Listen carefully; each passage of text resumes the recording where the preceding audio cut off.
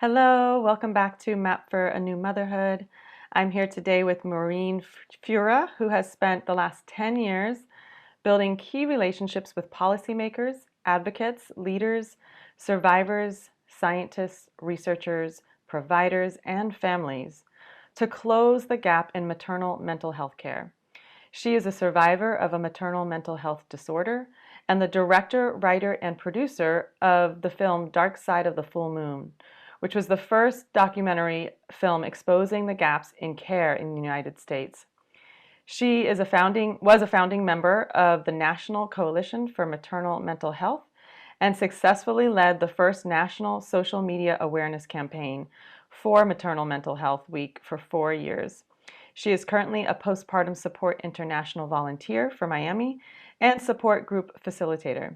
Maureen is a mother of two sons, ages 8 and 12. Maureen, welcome. I'm so glad to have you here. I'm so honored to have been asked and invited to this amazing summit. Thank you. Absolutely. And I also just want to thank you for your work around maternal mental health because, that film, I'm sure, created a lot of change, plus all of the policy work that you've been doing. It's such a important issue that we all need to work on and overcome, and your work has been integral in that. So thank you. And I thought we could start with talking about what brought you into the work. So, I had always wanted to be a mother and got pregnant with my first son 12 years ago in Monterey and in California. Um, I did not expect what had happened to me. It happened really fast. I explain it like I went to bed one day and woke up somebody completely different. I was completely unprepared. It was the first trimester. I didn't even know I was pregnant yet. And I started to have thoughts of hurting myself. And I was 32 and I had never had a suicidal thought in my life. And I didn't understand, and it was scary what was happening. And within 2 days, I went from a super functioning graduate student, newly married woman with multiple projects, to having to drop out of the projects, the work. I had to be watched all the time. I felt very scared and unsafe in myself for the first time, and unsafe in the world. And I didn't know that there was a name for it. I knew, and my doctors knew about postpartum depression, but at that time, there was no talk about it happening during pregnancy, that it could happen or what it looked like. What I ended up Yeah. having was called OCD, which are obsessive compulsive thoughts, intrusive thoughts that are very frightening, that would I would just play out really horrific scenes in my head every second of the day, whether it was harming myself or doing something to somebody else. And the thing about these thoughts are they're so frightening to you that that's how you know you would never act on them, but you don't know that when they're happening to you. And so that spun out of control and turned into severe depression within 2 days. And I'm growing this baby, and I'm asking every provider. I don't feel right. I don't feel like myself. I'm having these crazy thoughts. And all of them just kept telling me like the strangest um, advice, like, we'll watch this in your postpartum. Um, Stuff like, you read this book if, and I was like, I think I'm beyond reading a book. Uh, and I Right. had never had a mental health crisis ever. So I didn't know how to navigate that system, even. I didn't even know who to call. And I kept getting Yeah. turned away, and there were like 3-month wait lists, and like I wasn't sure I was gonna make it through. And I ended up seeing 29 different doctors, social workers, therapists, psychiatrists, psychologists before I finally found help. And that was Wow. like 6 months postpartum. Um, Oh my gosh. and So the so whole pregnancy, you were just, Oh my God. It was every day. I couldn't leave the house. I became an agoraphobic. Like, this mm, isn't who I was. Like, I was a yeah. strong, independent woman who had traveled the world, like in Peace Corps twice. Like, I thrived on new and challenging experiences. And all of a sudden, I couldn't leave the house by myself, and I had to be watched by friends and family members. They had to step in and care for me. Wow. Um, and I didn't think I would make it through, or if I did, um, my I would have my son, and then I would take my life was the plan. I couldn't even look at the top of a building because I was so positive. Like I would figure out how to climb, I Hmm. figure out where the door is. So for a long time, I would just stare down. I mean, this is Wow. so off the wall. And so after that experience, like it just shook me. I'd always felt safe in my skin Yeah. and in my mind. For the first time, I didn't feel safe in the world. I didn't feel safe in me, Yeah. and I It's didn't think I could terrifying. live another day. Like it hurt to breathe. Like my brain would say things like, "You will never feel joy again. You will never." And and normally there's this wise woman inside of me, this wise self that will always say, it's going to get better. That she was gone. Yeah. It was all gone. Yeah. So that's how I got started, just kind of thinking in the delay in getting me care, was that the norm? I wasn't sure if this was happening to other women, if they were feeling it in pregnancy too. Did they tell their doctors and get dismissed just like I did? Right. Um, so that was how I got started, was because I slipped through the gaps so many times. Yeah. I was like, is this the norm? And if it was, then it needed to be addressed, because I had so many resources and family members and social supports, that if I thought I couldn't make it through, what would it look like for somebody else who didn't have all of that? Like I had spent my life um, advocating for vulnerable populations since I was Mm. a Girl Scout in fifth grade. Like, so Yeah. that was part of my DNA to do that. And at that moment at 32, that's exactly what saved my life, because what I had done for others, I had to start doing for myself. Mm. Um, and Wow. so that's what launched me onto this path that I can't seem to let go until Yeah. I fix it. Well, Yeah. when something like that happens to you, I can only, it sounds absolutely terrifying, between how abruptly it came on and how little support there was. How did you, I know you said at 6 months postpartum, you finally got the support you need. What was your road to recovery? Oh, I found the right therapist, the right clinician. She was an LCSW who had been trained in these perinatal mood and anxiety disorders. I didn't even know it had a name. All it took was me finding her, and it took me 6 months to find her actively, and for her to tell me that it had a name, I was going to be okay, that this Yeah. was common, and that she was going to make sure that I found my way to care, which for me at that moment was medicine. I needed to get on medicine. I wasn't going to make Yeah. it. So she knew a Right. reproductive psychiatric nurse who had been trained in this, who knew that I could take medicine. And so she worked with me. And it was having this therapist who was like, if we need to talk on the phone during the week, we can do it. If I need to see you twice a week, we can do it. I never did. I never did. But it was that knowing that I was That level of in support. safe hands, and not being told, like, call Yeah. me in 3 weeks. If you think you're going to hurt yourself, call 911. This woman was knowledgeable, and she knew the right care for me to get me better. And that's exactly what happened. And then I got better. Um, it was Yeah. key in getting me back to me. Yeah. And so how long did it take once you had that support to kind of feel like you had returned to yourself? So that's such like crazy.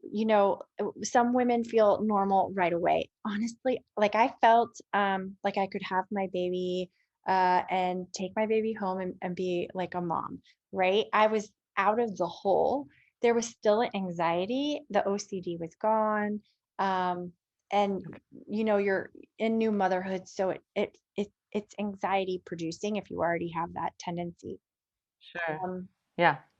but for me to feel like myself, honestly, 7 years to Yeah. feel safe, like 100% Okay. safe to drive my kids to a theme park by myself, all but, because that's who I was. I would go to other countries to get on a plane with my kids and trape across the US. When that happened, I had this moment of like, I'm me again. Like, Mm. I'm me. I feel safe in me. And now it's hard to remember those days when I didn't feel like me, or when depression scared me so badly. Now it doesn't scare me as much as it did. So Okay. it took a while. Wow. Yeah. Yeah. And at what point did you have the idea to make the film? Was that after the I seven had years where you?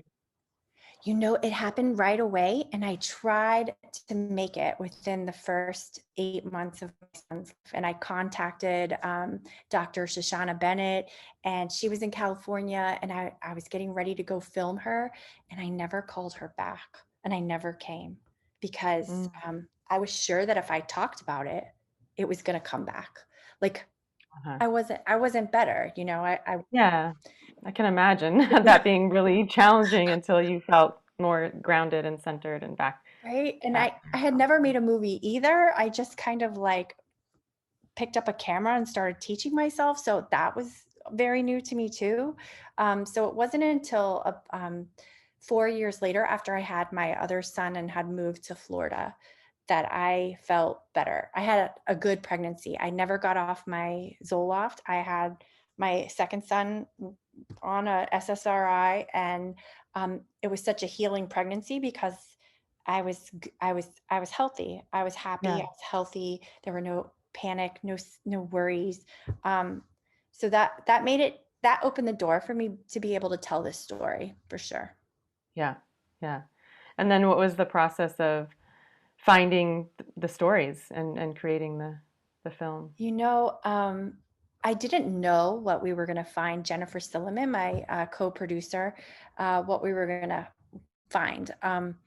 I think I was very surprised to see how widespread so many women do experience this, and the hit or miss care. Some women would say, well, my doctor told me. The majority would say, no one told me. Some would say they told me, but they didn't know what to do with me. And it was just so crazy because I remembered getting gestational diabetes and preeclampsia, and I remember them knowing exactly what to do. Um, Right. and I remember thinking, like, why is this so hard for Yeah, for the system to understand what to do? yeah, So that was the most shocking thing about collecting stories, was to hear how widespread my experience was actually the norm. And that was hard. And yeah, it's still hard to take. If I go to conferences and I hear husbands share stories about why a wife they lost, or yeah. a mother who found it hard to find care, I'm like, the film was supposed to stop that. And Hmm. so Well, that still lingers. yeah, yeah. And when you made the film, was the statistic of, one out of seven women already known, or was that something that came to light as a result of the film? You know, what I've heard, when I made the film, it was like 1 in 11. I mean, there are so many numbers that float around, and it's hard to find like the right number, right? Like I've heard 1 in 5, I've seen 1 in 9, 1 in 11.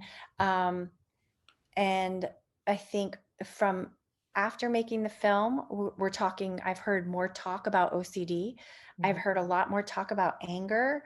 I've heard a lot more talk about women self-medicating, Okay. a lot more talk about pregnancy, um, and a lot more talk around um, that men or partners, what partners can do to support Yeah, their partners. So I've heard more, but it's slow. It's slow, right? yeah. But it is changing. It is changing, and yeah. Yeah, I feel like it's definitely come onto my radar much more as a provider, but probably in part because of my own experience with postpartum depression and seeking out the information. And I know when I went to the Maternal Mental Health Symposium, that was 2018. That was presented as 1 in 7. Um, and it was presented as, this is the most common complication of pregnancy, which I think is something that kind of wakes people up to how prevalent it is. And my feeling is that it could quite possibly be much higher than that because number one, there's stigma.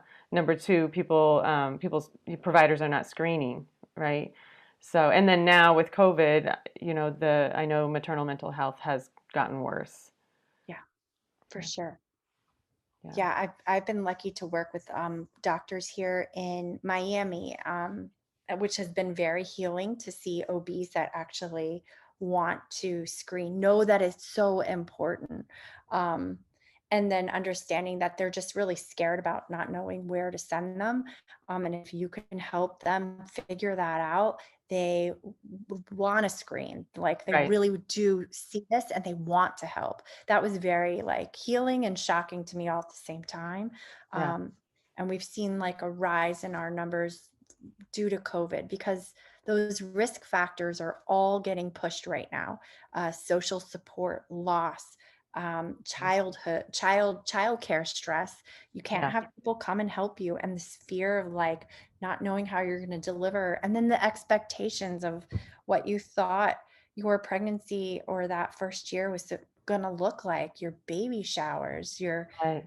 people holding your babies. I lead support groups for moms, and these are some of the big issues that come up. That's this collective kind of experience of these women right now that I would have been triggered if I would have been Yeah. suffering for sure. Yeah, I remember back in March when the pandemic first hit, and I had I had two births like the day before, or it was like a couple days before everything shut down. And at that point, I was kind of like, wow, what a blessing because these moms get to really sink into that slow postpartum and not feel like they have to rush and get out and get back to the world. But then, as time goes on and you're isolated, it's really, really challenging. And what you just spoke to as far as all the different layers of loss that maybe are unspoken and people are just feeling like the loss of sharing your baby with your community and the loss of that support. So it's really wonderful that you do lead a group that's so yeah, that's so important. And the film itself focused more, would you say, on or the cases that were presented were more severe, right? Postpartum psychosis. So that's what people thought. And we showcase the headlines, right? And some people it touched them the wrong way. And what I wanted to do was create a vehicle to hold the stories that came out within this time period of starting to make the movie. I wanted people, if you've ever seen the movie Gasland, I wanted people to be like, "Oh my gosh, women women are dying. Like, wake up, wake up." Yeah, right. Um, Right. and we there are some postpartum psychosis newsline stories that definitely come out. But there's a mix. There was postpartum anxiety, postpartum OCD shown, um, postpartum depression, a lot of postpartum depression. So we tried to do a mix of the different stories of women, and it Hmm. just kind of played out like that. But maybe you're thinking of the news stories that hit, which I wanted people to not lose it. I wanted it to register because so Yeah. often we'll just forget it, and I wanted to Yeah. hold all of that happened in this short time span. Yeah. No, it was a very powerful film, very powerful. And yeah, I think, for anyone who has not seen it, that would like to see it, just know, I guess you could give a trigger warning Yes. for that. Yeah. And I tell women who are in the moment, so I'm so sorry that you saw it. It so triggering. I normally tell women not to watch it if they're in it, because it can be very triggering. It's mostly for the healthcare professionals, it's mostly for our public health departments, for our policymakers to know this is so widespread and this is what's happening. It's not a I'm going to make it through kind of hopeful, Right. I mean, Okay. Yeah. movie. Yeah. It's meant to light fires in communities, and I really wanted to light fires in doctors to know Yeah. this is really important, really important. Yeah. So if you're a mom, I wouldn't see it. Yeah, I Not for remember I you. walked into that symposium and I felt like I was in a place where I had been feeling good for probably about 6 weeks and I thought I Oh, had reached the other side and gee. so I went in like feeling like this professional midwife nurse person and then I left just feeling like okay, I'm not through this. So I didn't realize, yeah, it's more for, and that makes sense that it's more to for the healthcare providers. And would you say that your film has done what you wanted it to do? Done what it was intended to do, but not to the extent that I had wanted it. It started task forces. Women have told me that when they watched it, they saw, oh my God, that's what I had. This is what I'm having. Yeah, And I've heard that public health departments changed behavior and doctors changed behavior. I think the biggest thing for me, um, I'm a tough critic of myself. Um, when I when I go to these conferences and I meet Stephen Day Akil, he lost his wife, um, and that was 2 years after the movie came out. You know, I'm like it didn't do. I didn't want any other women to slip through. So, yeah, yeah. um, in that respect, then it didn't do what I wanted it to do. Right. Well, it's Um, a very tall task, but but I yeah, can I can understand, I mean, it's as somebody who's gone through it, it's so, yeah, you don't want anybody to have that experience, yeah, right? Yeah. yeah. So in that regard, I'm yeah, that it's hard. It's hard. I'm sure you juggle that sense of responsibility like with, you know, women and Yeah. what you want to do. And I haven't Right. quite hit it yet. And I can't seem to let it go. So Well, that's, I wish I could. you're I try. Well, you're a passionate woman, and that will drive you. And tell me a little bit about Postpartum Support International. Is that Oh, something that was created after the film, or out of the film, or was already no. around? It's Okay. so wonderful. It was created in the 80s by a woman named Jane Honickman in Santa Barbara. She was the woman who coined the term postpartum depression. Um, Okay. and it's like peer support all over the world. So it's made up of mothers and fathers who take calls to help connect and women and families to resources in their community.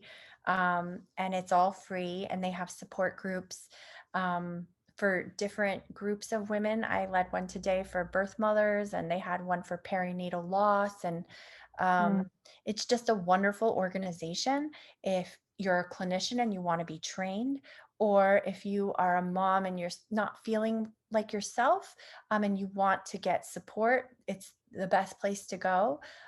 Also, for fathers, 1 in 10 dads are going to experience this, and you can go there and find help as well, and get resources. So it's such an amazing organization.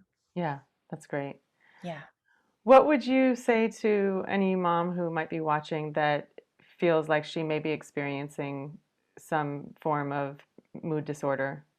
I would say you are not alone. It is not your fault. And with the right help, you can get better. Um, I would also say you're a wonderful, amazing mom. Depression lies, right? Yeah, It's not even creative. It's not even unique. It says the same thing in all of our heads. Um, and you can get better, whether that's through a group support group that makes you feel less alone, um, or by talking with a clinician, or if you need medicine, which is okay. I love what this beautiful nurse says. It's a cast for your brain. If you need Mm, medicine, it's a little cast for your little broken neurotransmitters. It's okay. mm, It's not forever. yeah, um, like no stigma, no shame, and just reach out to get support by calling Postpartum Support International. I'm sure you can post the warm line, and getting connected to support. And just like 1 in 5, it's the most common complication. yeah. Like, don't feel bad, and you will get better. And motherhood is supposed to feel good, and it does when you get better. Like, Mm, it's not always unicorns and right. rainbows, Yes. but it shouldn't feel so bad either. And Right. yeah. Yeah. Thank Yeah. you. Thank you for saying all of that, especially, the piece around shame that comes up with having it, and around the medication. I myself had to get on meds finally, and that was a really big deal for me because it was totally outside of my worldview and my identity. And I remember my therapist just said, this is just going to lift the veil so that all your tools will work again. And it was absolutely spot on. So yeah, but I love that, a cast for your brain. That's a great analogy as well. Where can people find you and your groups? Are you doing your groups online now? Um, yeah, but they can go to Postpartum Support International. They offer groups every single day. Sign up early because they fill up really fast. But these have been really instrumental in women feeling better. And I'm one of the group leaders, and they have groups for all kinds of mothers who are experiencing this right now. Great. Yeah. And what's that website?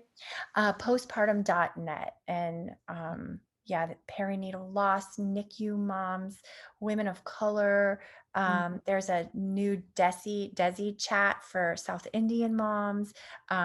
So there is something for you, that if you need support. I always say that's the gateway to getting better. Yeah, Um, Showing up and hearing other women who are feeling just like you has a very you don't feel so isolated, you don't feel so right. alone, and you don't feel so like this isn't going to get better, because you're Yeah, all in it together. yeah, yeah. And that feeling of like, is this ever going to get better? It's so hard, right? That's one of the hardest parts of And it. it does, and it does. That's what my friend who's a clinician in this, she's like, I can tell you, Maureen, that when women come in feeling this way, I can say with 100% certainty that with these complications, you will get better. And Yeah, there's something so powerful in that, that these are a special set of emotional disorders, mental illness, that you can get better.